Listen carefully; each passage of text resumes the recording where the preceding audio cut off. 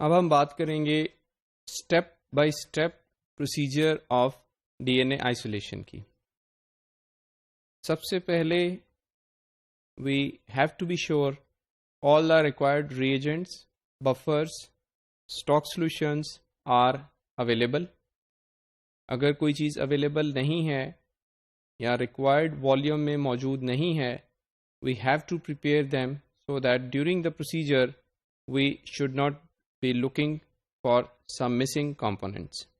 Whenever we have to isolate the DNA from any cell, we have to destroy the outermost layer of that cell.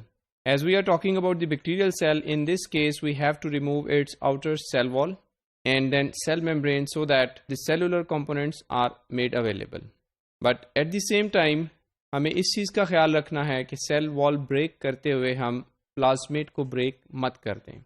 For this purpose, if our intention is to isolate the plasmid, we have to carefully treat the bacterial cell with the lysozyme in the presence of EDTA and sucrose solution so that its cell wall gets partially damaged, and then we are able to treat it with the Triton X100, which is a detergent that can later on destroy the cell membrane, keeping the plasmids intact. As you can see in this picture, this is the partially damaged cell wall.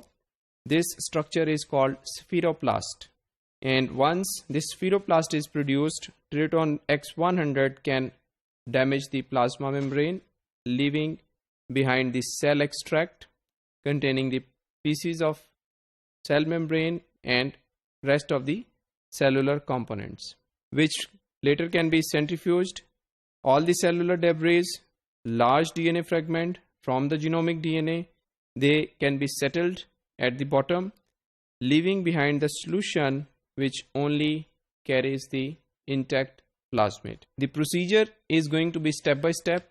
The first step would be the culture transfer, and here we have to maintain the sterilization using aseptic method, 1.5 milliliter. As we are working with the mini prep, so small volumes are required, will be transferred to sterilized microcentrifuge tube. We have to harvest the bacterial cell. For that purpose, centrifugation is done at 14,000 rpm in the microcentrifuge for 1 minute at room temperature. By this step, all the bacterial cells, they are going to settle down at the bottom, and we can aspirate the culture media that is no more required at this moment.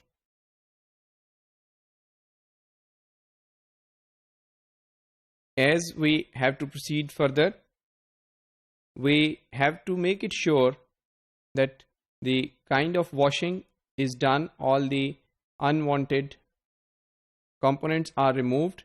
We will give an additional 1.5 milliliter of culture media to pellet. We will resuspend it in the pellet. The bacterial pellet is going to be resuspended in the culture media, and again the centrifugation step at number 2 will be repeated.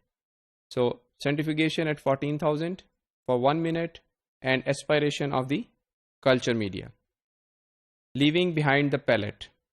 We have to dry this pellet, and now we start using the buffers to isolate the plasmid DNA.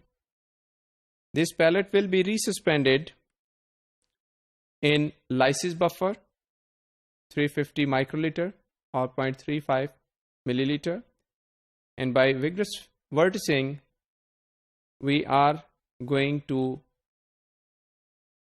break the pellet, or we are going to mix the bacterial cell with the lysis buffer. As the name indicates, this buffer will help in the lysis of the bacterial cells.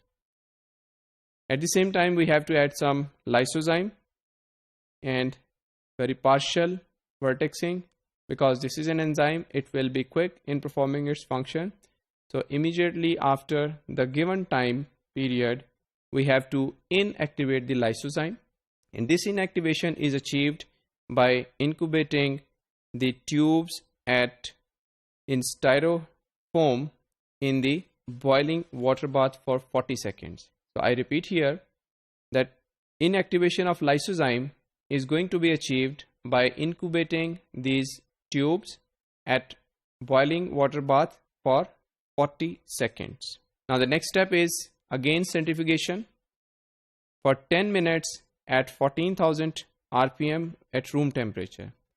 This centrifugation is purposed to remove all the cell debris, the lysed cellular components, leaving behind the plasmid DNA, because the lysozyme treatment has already damaged the cell wall of the bacteria and these cells were ruptured. As the product of the centrifuge is the pellet, this pellet is of no interest, so we are going to remove the supernatant, or the other way, using toothpick we are going to remove the pellet from the bottom of the plastic tube. The next step would be precipitation of the DNA. Our supernatant is now containing our plasmid DNA that needs to be precipitated.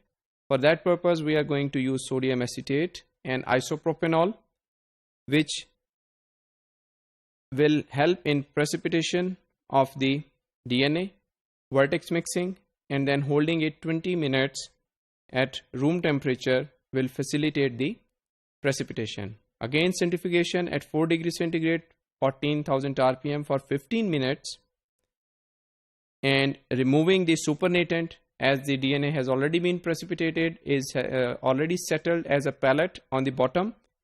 Then removing the supernatant and letting the pellet dry. And now this is our DNA, which will be resuspended in TE buffer that should be free of any kind of DNase enzyme. And after resuspension, this DNA will be stored at 4 degrees centigrade for further usage.